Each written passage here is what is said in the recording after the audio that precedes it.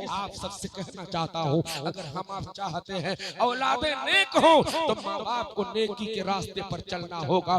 शरीयत का दामन मजबूती से थाम कर अपने बच्चों की परवरिश और उनकी तरबियत के हालात तुम्हें कायम करना होगा। ये मेरी कौम के लोगों, आप जरा गौसे आजम की जिंदगी देख लें, उनके बाप का तकवा देखें, उनकी माँ का तकवा देखें। जब माँ और बाप का कोई जवाब नहीं है तो उनके जरिए पैदा होने वाले बेटे सरकार गौसे आजम की अजमत का भी कोई जवाब नहीं है। हजरात, हुजूर सरकार गौसे आजम रज़ी अल्लाह ताला अन्हु के नाम से सिर्फ मोहब्बत का ऐलान कर देना आपकी नजात के लिए काफी नहीं है, आपकी बख्शिश के लिए यही ऐलान मोहब्बत गौसे आजम काफी नहीं है, बल्कि जहां आप गौसे आजम की जात से मोहब्बत करते हैं तो गौसे आजम की बात से भी मोहब्बत करो। सिर्फ गौसे आजम के नाम पर लंगर लुटा देना, दावत आम कर देना, ढेर सारा पैसा खर्चा कर देना, ये मोहब्बत का तकाज़ी नहीं है। मोहब्बत का तकाजा तो ये है कि जिस जात से हम प्यार करते हैं उसकी अदाओं से प्यार हो, उसके फरमान से प्यार हो, उसके मैसेज से प्यार हो, उसकी तालीम से प्यार हो, उसके हकामात से प्यार हो, उसके मिशन से प्यार हो, उसकी तबलीग से प्यार हो। मुस्तफा के गुलामों, गौसे आजम के सच्चे जानिसार, सच्चे गुलाम हम तभी हो सकते हैं जब उनकी हर हर अदा से हमें प्यार होगा, जब उनकी हर हर अदा से हमारे दिल में सच्ची मोहब्बत रची बसी होगी। मेरी कौम की बहनों, मैं तुमसे सिर्फ एक बात कहकर और मैं अपनी गुफ्तगू इख्तिताम की तरफ ले जाना चाहता हूँ। मेरी कौम की बहनों, आज के दौर पुरफतन में हमारी बहनों को अपनी इज्जत की हिफाजत खुद करने की जरूरत है। हम भाइयों को, घर के जिम्मेदार मर्दों को भी अपने घरों में अपनी बहन बेटियां, अपनी बीवी बच्चियां और सबकी इज्जतों की हिफाजत के सामान फराहम करने की जरूरत है। आज के होशरुबा और फैशनेबल जमाने में हमारी कौम को, चाहे वो मर्दों के तबार से हो या औरतों के तबार से हो, फैशन के नाम पर उनके दिलों से मोहब्बत रसूल को निकाला जा रहा है, नबी के मोहब्बतों का खून किया जा रहा है। हमारी बच्चियों की जिंदगी में फैशन के नाम पर खिलाफ शरीयत जहर खोला जा रहा है। दुनिया में तमाम किस्म के ऐसे ऐसे लिबास अमल में आ रहे हैं जिसे हमारी बहन बेटियां इस्तेमाल करने के लिए बेचैन से नजर आती है। मेरी कौम की बहनों और मेरे कौम के भाइयों, आप सबसे कहना चाहूंगा, हम अपनी बहन को, अपनी बेटी को, अपने घर की खवातीन को वही लिबास इस्तेमाल करने की इजाजत दें जिस लिबास को पहनने के बाद बदन की पर्दा पोशी हो, जिस लिबास को पहनने के बाद बदन की बेपर्दगी हो। शरीयत मुस्तफा ऐसा लिबास पहनने की इजाजत नहीं देती है। मेरी कौम की बहनों, आज के टाइम में देखें फैशन के नाम पर ऐसे ऐसे लिबास चले, ऐसे ऐसे नेट के फराक निकले हैं कि उसमें आस्तीन होती ही नहीं है। जहाँ ज्यादा कपड़े की जरूरत वहाँ कपड़ा ही नहीं है, और कमर से नीचे उतना कपड़े की जरूरत नहीं, तो 3 बोझ कपड़ा लटकता रहता है। उसकी कीमत पूछो तो 4750 रुपए है, उसकी कीमत 5200 रुपए है, उसकी कीमत 3500 रुपए है। मेरी कौम की बहनों, वो लिबास मत पहनो जो बदन के हुस्न की नुमाइश कर रहा हो, वो लिबास मत इस्तेमाल करो जो बदन की बेपर्दगी का आईनादार हो। मेरी कौम की बहनों, अपने जिस्म पर वही लिबास सजाओ जिस लिबास को पहनने के बाद तुम्हारी इज्जत की पर्दापोशी हो सके, तुम्हारे हुस्न की हिफाजत हो सके, तुम्हारे जिस्म की पर्दापोशी होती रहे। मेरी कौम की बहनों, लिबास इतना मोटा होना चाहिए, इतना मोटा लिबास हो कि पहनने के बाद ऊपर से बदन की रंगत नजर नहीं आए। अगर ऊपर से पहनने के बाद ऊपर से बदन का रंग झलकता हो तो ऐसा लिबास पहनना कतई दुरुस्त नहीं है। सुनो मुस्तफा का फरमान, अल्लाह के नबी इरशाद फरमाते हैं, अगर कोई औरत इतना बारीक, इतना हल्का दुपट्टा ओढ़कर नमाज पढ़ती है, हजरात पूरी दुनिया जानती है नमाज पढ़ना यह गुनाह का काम नहीं है, नमाज पढ़ना अपने रब को राजी करने का काम है।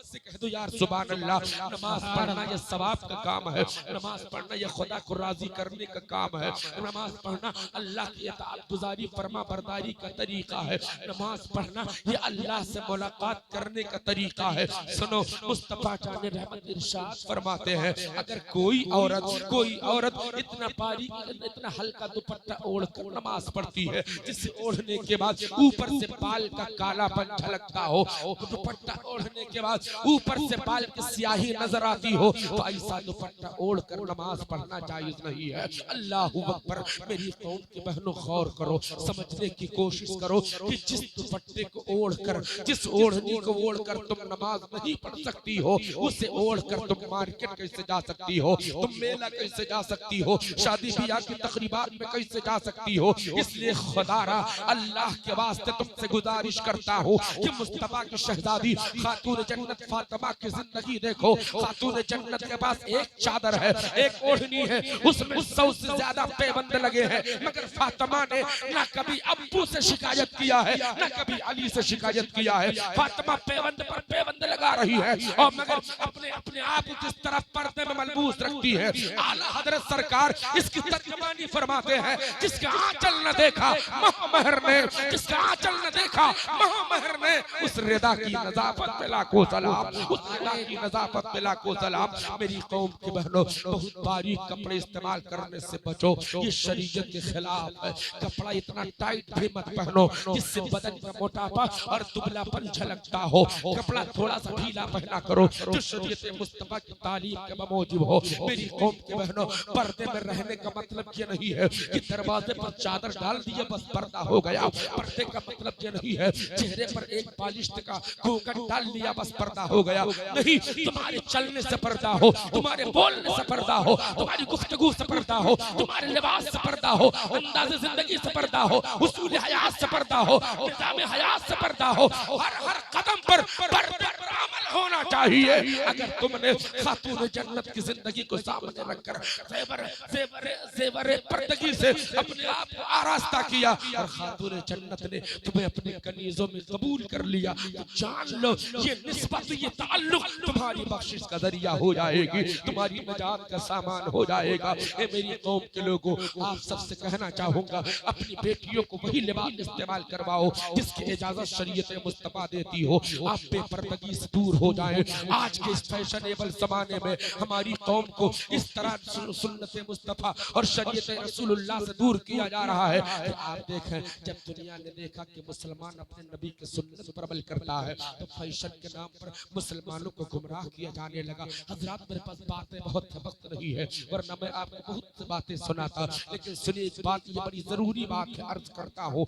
सुनो, आज के दौर में फैशन के नाम पर हमारे भाइयों को, हमारी कौम की बहनों को फैशन के नाम पर सुन्नत नबी से दूर किया जा रहा है। उनके दिलों से फैशन का नाम ले लेकर सुन्नत नबी मुखालिफत पर आमादा किया जा रहा है। नबी के सुन्नतों से बगावत पैदा करने का जज्बा उनके ज़हन फिक्र में पैदा किया जा रहा है। सुनो, अल्लाह के हबीब फरमाते, कोई चीज़ खड़े होकर खाना पीना कतई तौर पर जायज़ नहीं है। जब इस्लाम के दुश्मनों ने, इस्लाम के मुखालिफिन ने, इस्लाम को दुनिया से मिटाने वालों ने देखा कि मुसलमान अपने नबी के सुन्नत पर अमल करता है, नबी के फरमान के मुताबिक बैठ कर खाता पीता है, नबी के सुन्नत के मुताबिक बैठ कर खिलाता पिलाता है, नबी के सुन्नत पर अमल करता है, तो इस जमाने के पेट में दर्द होने लगा। दुश्मनान इस्लाम के पेट में तकलीफ पैदा की, मुसलमानों के दिलों से ये सुन्नत नबी कैसे खत्म की जाए, तो चलो फैशन का नाम दे देते हैं और उसके बाद इस्लाम के खिलाफ तरीका इस्तेमाल करते हैं। देखा दुनिया ने कि मुसलमान अपने घरों में बच्चे बच्चियों की शादी में नबी के सुन्नत के मुताबिक बारातियों को बिठाकर इत्मीनान से आराम से खाना खिलाता है। मुसलमान शादी ब्याह की तकरीबात में जाता है, बैठ करके नाश्ता करता, बैठ करके खाना पानी खाता पीता है। नबी के सुन्नत पर इसका अमल हो रहा है। नबी की ये सुन्नत कैसे मिटाई जाए, कैसे खत्म की जाए, तो ज़माने ने तरकीब निकाली है जिससे आज पूरी दुनिया में बड़ा मॉडर्न तरीका कहा जाता है, बहुत ज्यादा फैंसी तरीके के नाम से जाना जाता है कि इंसान नाश्ते की मिठाइयाँ और नाश्ते के सामान को एक टेबल पर ढेर कर देता है, खाने की चीजें इकट्ठा ढेर लगा देता है, उसके बाद इंसानों को खाने की दावत दे देता है, चलो सब लोग खाओ। हम बाराती होने के बाद बिल्कुल गिद्ध की तरह उस पर टूट पड़ते हैं और छीना झपटी करके उठा कर हमारा कोई भाई एक पीस पाता है तो पाता है, और कुछ लोग तो ऐसे कि 4-6 पीस धमक जाते हैं। मैं कहना चाहता हूँ कि इसे बफर सिस्टम कहा जाता है। बफर सिस्टम के नाम से उसे याद करके फैशन का नाम दिया जा रहा है। इसे मैंने बिगाड़ने की नीयत से बफर सिस्टम नहीं, मैंने बम्पर सिस्टम कहना शुरू किया है। ये बम्पर सिस्टम अपने बच्चों की शादियों में ना आप कबूल करें, ना अपने अपने घर में आने वाले मेहमान के लिए इंतजाम करें, खड़े होकर खाना पीना, खड़े होकर खिलाना, ये सुन्नत मुस्तफा का खून करना है। इसलिए आपसे कहना चाहूंगा, अपने मेहमानों को शौक से नाश्ता करवाइए, शौक से खाना खिलाइए, खूब आओ भगत उनकी खातिर तवाज़ो मदारात कीजिए, मगर बिठा करके सब कुछ खिलाइए। खड़े होकर ना खिलाओ ना खुद खाओ, इसलिए कि ये नबी की सुन्नत से दूर करने के लिए सोची समझी चाल हमारे साथ चली जा रही है। हमारी कौम के लोग आज उलमा से दूर होते जा रहे हैं, हमारे समाज के लोग उलमा की नफरत अपने दिल में पैदा कर रहे हैं, उलमा से बगावत कर रहे हैं, उलमा के हवाले से उनके दिल में मोहब्बत और एहतराम, ताज़ीम और तकरीम के बजाय नफरत का जहर खोल रहा है। मैं आपसे कहना चाहता हूँ, आखिर इसकी वजह क्या है? तो ये भी दुश्मनान इस्लाम की सोची समझी चाल है। दुनिया देख रही है कि मुसलमान उस कौम का नाम है जो अपनी जान को जान नहीं समझता। बात आ जाती है तो अपनी जान की कुर्बानी पेश करके अपने मकसद को हासिल कर लेता है। खास करके जब नबी की अजमत की बात हो, नबी के ताजीम की बात हो, नबी के तकद्दुस की बात हो, नबी के एहतराम की बात हो, नबी के अदब की बात हो, तो मुसलमान जान देना तो गवारा कर सकता है, मगर ताजीम नबी के खिलाफ एक जुमला बर्दाश्त नहीं कर सकता है। तो दुनिया ने चाल चलना शुरू किया, कौन सा तरीका अपनाया जाए जिससे मुसलमानों के दिलों में, जिससे मुसलमानों के दिलों में इस्लाम की नफरत पैदा हो जाए, इस्लाम से बगावत पैदा हो जाए। तो ये काम इब्लीस ने मशवरे के तौर पर दुश्मनान इस्लाम की मीटिंग में पेश किया। सुनो, किसी मुसलमान की गर्दन मारने की जरूरत नहीं है, किसी मुसलमान का खून करने की जरूरत नहीं है, किसी मुसलमान को कत्ल करने की जरूरत नहीं है। अगर तुम चाहते हो दुनिया से इस्लाम का खात्मा हो जाए, अगर तुम चाहते हो दुनिया से सुन्नत मुस्तफा मिट जाए, अगर तुम चाहते हो कि पूरी दुनिया से तालीमात मुस्तफा बिल्कुल निस्तो नाबूद हो जाए, तो किसी मुसलमान को कत्ल करने, उसकी गर्दन मारने, उसे शहीद करने, खून खराबा करने की कोई जरूरत नहीं है। कहा फिर कौन सा तरीका अपनाया जाए? इब्लीस ने अपना नापाक मशवरा पेश किया कि मुसलमानों के दिलों में उलमा से नफरत पैदा कर दो, अपने इमामों से, अपनी जमात के पेशवाओं से, अपने रहबरों से नफरत पैदा कर दो। हमारी ये कौम अगर अपने इमामों से, अपने उलमा से नफरत करने लगेगी तो इसके दिलो दिमाग से धीरे धीरे मोहब्बत इस्लाम निकल जाएगा, इस्लाम की आजमत निकल जाएगी, इस्लाम का तकद्दुस खत्म हो जाएगा। आज हमारी कौम का नजरिया यह है कि इंसान सब कुछ कर रहा है, मगर आलिम साहब के बदन पर नया कपड़ा देख करके ना जाने क्यों घुटन महसूस करता है। आलिम साहब के पास नई गाड़ी आ गई, हमारा भाई तंग दिली का शिकार हो जाता। आलिम साहब की तनख्वाह 5 से 7 हजार 8 हजार रुपए है और इनकी गाड़ी की चमचमाहट कभी खत्म नहीं होती। मौलाना साहब को 300 350 400 रुपए मीटर वाला कुर्ता इस्तेमाल कर रहे हैं। कारी साहब के बला इतनी वज़ाक़त के साथ रहते हैं, इनके पास पैसे कहाँ से आते हैं? मैं आपसे कहना चाहता हूँ मेरी कौम के लोगों, अगर तुम चाहते हो नबी की शरीयत बाकी रहे, अगर तुम चाहते हो नबी का कानून बाकी रहे, अगर तुम चाहते हो तालीमात मुस्तफा को हयात हासिल होती रहे, तो आपसे कहना चाहूंगा अपने उलमा की इज्जत करो, उलमा की ताज़ीम करो, उलमा की तौक़ीर और अदब एहतराम करो। इसलिए कि बहुत ज़माना पहले मुजाहिद आज़म सलाहुद्दीन अय्यूबी ने कहा था कि जो कौम अपने रहबर की मुखालिफत करती है, जो कौम अपने पेशवाओं का एहतराम नहीं करती है, वो कौम कभी तरक्की नहीं कर पाती है, वो कौम कभी आगे नहीं बढ़ पाती है। नारे तकबीर, नारे तकबीर, नारे रिसालत, नारे रिसालत, फैज़ाने हुजूर गौसे आज़म, फैज़ाने हुजूर गौसे आज़म, सीरते मुस्तफ़ा, सीरते मुस्तफ़ा, नारे तकबीर, नारे रिसालत। आप सबों से मेरी गुजारिश है कि उलमा का इज्जत और एहतराम, उनकी ताज़ीम और तौक़ीर करो, इन्हें मोहब्बत की निगाहों से देखो।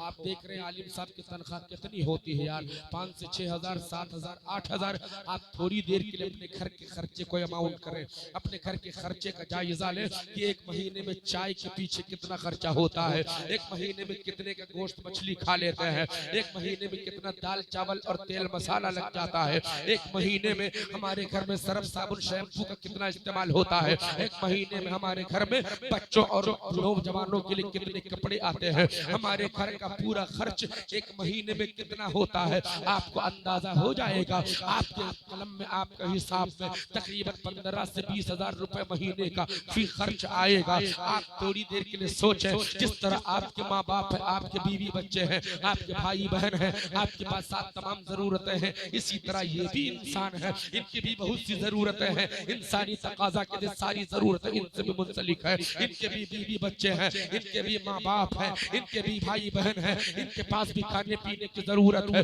इनके पास भी कपड़े की जरूरत है, इनको भी इनके घर में भी लोग बीमार होते हैं, दवाओं की जरूरत होती है। मैं आपसे कहना चाहता हूँ, हम अपने खर्च को देखकर इमाम साहब के खर्च का अंदाजा लगाएं, मगर फिर भी हमारी जमात का ये आलिम इतनी मुख्तसर सी तनख्वाह होने के बाद भी 24 घंटे अपने कौम की जिंदगी को संवारने में लगा है। कारी साहब किबला कितनी गहरी नींद में रात को 1 बजे सो रहे हो, किसी ने फोन किया, आवाज दिया, हजरत हमारे दर्द के सर फटा जा रहा है। आलिम साहब ये नहीं देखेंगे, आज हजरत ने ये नहीं देखा कि ठंडक बड़ी शदीद है, ठंडक हमें लग जाएगी, बुखार आ जाएगा, ये उठे जल्दी से भागम भाग भाई के घर पहुंचे, भाई मैं तुम्हें फूंक डालकर पानी दम करके देता हूँ, अल्लाह शिफा अता कर देगा। मैं कहना चाहता हूँ, आपको बुखार आता है, आपको तकलीफ होती है, इनके साथ भी ये मामला वाबस्ता है, इसलिए आप सबों से कहना चाहूंगा, आप जहाँ ये मुख्तसर सी तनख्वाह देते हैं, अपने आलिम अपने पेशवा की तनख्वाह इतनी मुख्तसर मत रखो कि खर्चा के लिए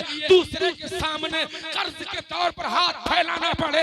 अपने इमामों को इतनी तनख्वाहें दे दो कि उनकी जरूरतें खुद तो पूरी हो जाए, उनकी काम तमामी हुस्न खूबी अंजाम पा जाया करें। अगर तनख्वाह इतनी ज्यादा नहीं दे सकते तो और भी तरीके हैं। अगर हमारा कोई भाई मेडिकल दवा की दुकान की हो, आलिम साहब दवा लेने के लिए पहुंचे, आप इन्हें दवा दे दे, पैसे मत ले, आप चंद पैसे ना लेंगे, खुदा इसका सिला आपको जरूर देगा। आलिम साहब दवा करके आएंगे, किसी ने गोश्त की दुकान कर रखी है, हफ्ते में 2 मरतबा आप गोश्त बनाते हो और अपने घर में खाते, अपने बच्चों को खिलाते हो। आलिम साहब के लिए, इमाम साहब के लिए हफ्ते में 1 मरतबा 1 किलो गोश्त दे करके उनकी बारगाह में अपनी मोहब्बत का खुलूस पेश कर दो।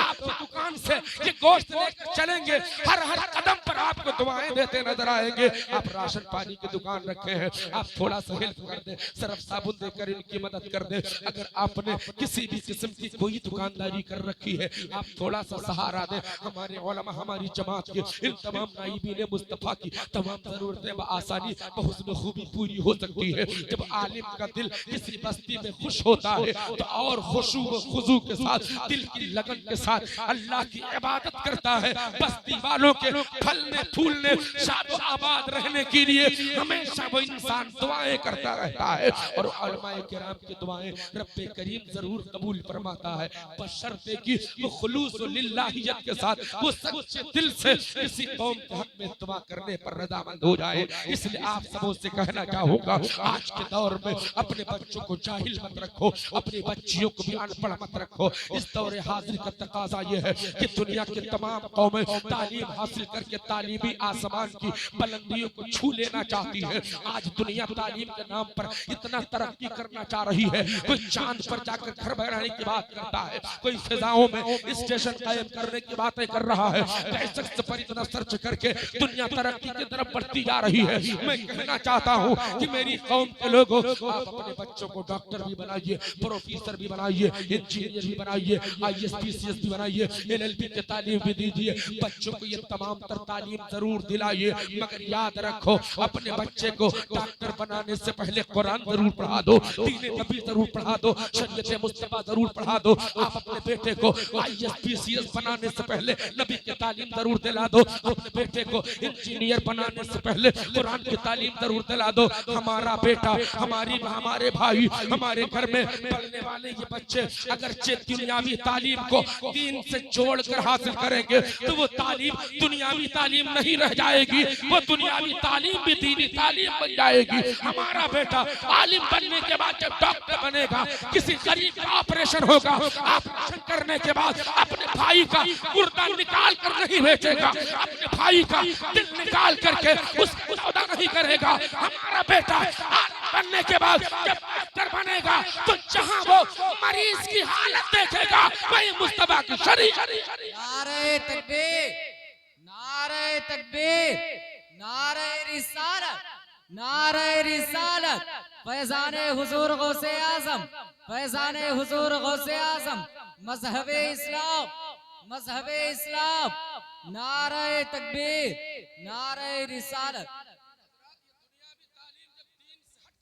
की जाती है तो ये तालीम वहशत बन जाती है, ये जुल्म बन जाती है, ये तालीम परवरियत बन जाती है, ये तालीम खून नाहक बन जाती है, ये तालीम हैवानियत बन जाती है। जब तालीम दुनियावी को दीन के तालीम से हटकर सीखा जाता है तो यह तालीम दरिंदगी बन जाती है। आप कहेंगे मौलाना साहब ऐसा कैसे बोल रहे हैं, तो मैं कहना चाहूंगा अमेरिका पर जिन्होंने बम बरसाए, इराक पर जिन्होंने बम बरसाए थे, अमेरिका की नापाक ताकतों ने जो बम गिराए हैं इराक की सरजमीन पर, सीरिया के हालात को देखें, आप लीबिया के मामलात को देखें, पूरी दुनिया को निगाहों में रख करके देखें कि जो आसमान से बम की बारिश करने वाले हैं वो जाहिल लोग नहीं है, वो अनपढ़ लोग नहीं है, वो अंगूठा टेक नहीं है, वो निरा जाहिल जाहिल मुतलक लोग नहीं है, वो बड़ी बड़ी डिग्रियां वाले हैं, बड़ी बड़ी ग्रेजुएट लोग हैं, बहुत बड़ी तालीम का ऐलान करने वाले लोग हैं। ये फला डिग्री के हामिल है, इनकी फला तालीम है, इनकी ये कैपेसिटी है,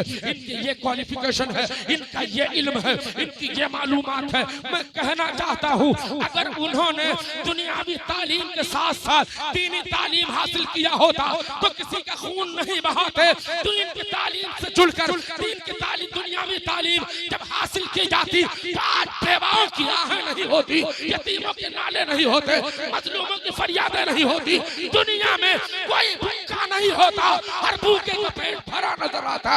इसलिए मैं कहना चाहता हूँ ये दुनिया वालों जाग जाओ, अपने बच्चों को पढ़ाओ, अपनी बच्चियों को पढ़ाओ, सारी तालीमात दिलाओ, मगर बच्चे को आलिम जरूर बनाओ, आप कुरान जरूर बनाओ, कुरान की तालीम दिलाओ, हदीस की तालीम दिलाओ, नबी की सीरत पढ़ाओ, नबी की जिंदगी की तालीम दिलाओ। मगर मैं कहना चाहूंगा अपने बच्चे को कुरान से इस तरह न पढ़ा कर छोड़ दे कि वो अल्हम्दुलिल्लाह रब्बिल आलमीन वलद्दालीन पढ़ करके और गुजर जाए, उसे ये ना पता हो अल्हम्दुलिल्लाह रब्बिल आलमीन का मतलब क्या है। सलाम और रज़ा का पढ़ने का कोई मतलब नहीं। हमारी औलादें, हमारे बेटे, हमारी बेटियां इस तरह कुरान पढ़े, इस तरह कुरान पढ़े, इस तरह कुरान पढ़े कि हमारा बेटा कुरान पढ़ता भी जाए, कुरान समझता भी जाए, कुरान पढ़ता भी जाए, कुरान समझता भी जाए। अगर इस तरह हमारे बेटे बेटियां कुरान पढ़ेंगे तो न वो खुद गुमराह होंगे न उसके घर वाले गुमराह होंगे। इसलिए आप सबों से गुजारिश करता हूँ ये दीन के किले हैं, ये दीन की आमाज कहाँ है, ये दीन की हिफाजत का किला है जिसे पूरी दुनिया मदरसे के नाम से जानती है। मैं कहना चाहता हूँ इन मदरसों का ताउन करो, इन मदरसों को तरक्की देने के लिए आप हमातन गोश रहे। जब भी कारी साहब क़िबला आपसे आवाज दे अल्लाह रसूल के इस काम के लिए पैसे की जरूरत है, आप अपने खर्चा से, अपने जरूरत से थोड़ा सा पैसा निकाल कर खुदा व रसूल के ये काम अंजाम देने के लिए पेश कर दे। अगर रब्बे कदीर की बारगाह में आपकी ये पेश की ये रकम मकबूल हो गई, हो सकता है रब्बे काबा इसी के सदक़े में नजात फरमा दे, आपकी बख्शिश फरमा दे। इसलिए इस मामले में आप आगे बढ़े। बस ये आखिरी बात कह करके मैं गुजर रहा हूँ, आखिरी बात करके तो मैं 3 घंटा आपको झेला सकता हूँ, लेकिन नहीं, मैं देख रहा हूँ बहुत से लोगों की पेशानी की सिलवटें आवाज दे रही है कि राहत आप बंद कर दो, तुमने जितना खाया था उतना अदा हो गया, आपकी जरूरत, आपकी ड्यूटी पूरी हो गई। ऐसा कोई मामला नहीं है मेरे भाई। ये सब बातें जो मैं कह रहा हूँ अपनी कौम से, ये दिल में जो तकलीफ है कौम के हवाले से अपना दर्द दिल बयान करता हूँ, तकलीफ कल्बी का इजहार कर रहा हूँ। मुसलमानों आप जरा सा जाग जाओ। मैं आपसे ये कहने जा रहा था हमारे समाज में सब लोग ऐसे नहीं है। कुछ लोगों का मामला ये है कि घर में किसी का इंतकाल होगा, किसी की मैयत होगी, इंतकाल होगा, तीसरे दिन जना पढ़ा जाएगा, फातिहा होगी, तो गांव के तमामी लोगों की दावतें होती, आलिम साहब को जरूर बुलाया जाए, तमाम तलबा को बुलाया जाता है, इमाम साहब को दावतें दी जाती है, और जब 40वें का फातिहा होता, बरसी सालाना फातिहा होता, तो फातिहा की दावतों में आलिम साहब छूटने महीने पर अगर ये ना रहे, दिन में नहीं मौजूद रहे, कहीं किसी जरूरत से चले गए, तो दूसरे दिन हमारा भाई आकर या जब मुलाकात होगी तो शिकायत करेगा, आप हमारे घर पर दावत में नहीं आए, मुझे बहुत तकलीफ हुई, मेरा दिल टूट गया, मैं सोच रहा था आलिम साहब हमसे नाराज तो नहीं है। हमारा भाई 30 और 40वां का खाना खिलाने के लिए वो उलमा को इस कदर ढूंढ ढूंढ के खिलाता है, मगर जब घर में शादी होती है तो आलिम साहब को भूल जाता है, घर में अकीका होता है आलिम साहब को भूल जाता है, घर में खतना की तकरीब होती है, तमाम मेहमान आ जाते हैं, यार दोस्त अजीज व करीब आ जाते हैं, अपने बेगाने सभी आ जाते हैं, मगर ये मदरसे के तलबा को दावतें नहीं दी जा रही है। मैं कहना चाहता हूँ तुम अपने मेहमान को इतने पुरतपाक अंदाज में खाना खिलाते हो, तुम्हारे मेहमान की शान क्या है? तुम्हारे मेहमान की शान ये है कि मेहमान अपना रिस्क लाकर तुम्हारे दस्तरखान पर खा लेता है, बरकतें छोड़ जाता है। ये हमारे आपके मेहमान का मामला है, मगर जो मदरसे में पढ़ने वाले बच्चे हैं ये हमारे आपके दुनियावी इंसान के मेहमान नहीं है, ये अल्लाह के रसूल के मेहमान है, रसूलुल्लाह के मेहमान है। सरकार फरमाते हैं दीनी तालीम हासिल करने वाला बच्चा जिस तरफ से भी गुजरता है तो फरिश्ते उसके कदम के नीचे अपना नूरानी पर बिछाते हैं। सुभान अल्लाह, हम अपने मेहमान को तो खिला देते हैं, नबी के मेहमान की दावत नहीं कर पाते। नहीं मेरे भाई नहीं, खुदारा आपसे कहना चाहूंगा किसी भी किस्म की कोई तकरीबी मौके पर दावत का एहतमाम हो, आलिम साहब को दावत पहले मिलनी चाहिए। इन बच्चों को जो मेहमान रसूल हैं इन्हें दावत पहले मिलनी चाहिए। नबी के मेहमान खा ले, हम उसके बाद खाएंगे। नबी के मेहमान खाएंगे तो नबी खुश हो जाएंगे, और अगर नबी हमसे खुश हो गए तो अल्लाह इसका सिला हमें दुनिया व आखिरत दोनों जहान में जरूर अता फरमाएगा। मेरे पास बातें बहुत है, फिर इंशाअल्लाह कभी अल्लाह को मंजूर हुआ मुलाकात होगी तो ढेर सारी बात होगी। मैं रब की बारगाह में दुआ करता हूँ, रब्बे कदीर इन तमाम बातों पर सबसे पहले मुझको, फिर हमारी कौम के तमाम भाई बहन, मर्द औरत, बच्चे बूढ़े जवान, अल्लाह सबको अमल की तौफीक अता फरमाए।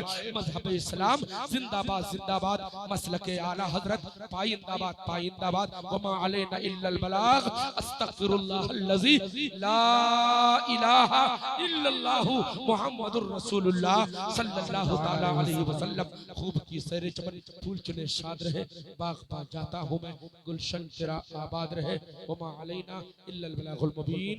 अस्सलामु अलैकुम रहमतुल्लाहि तआला व बरकातुहू।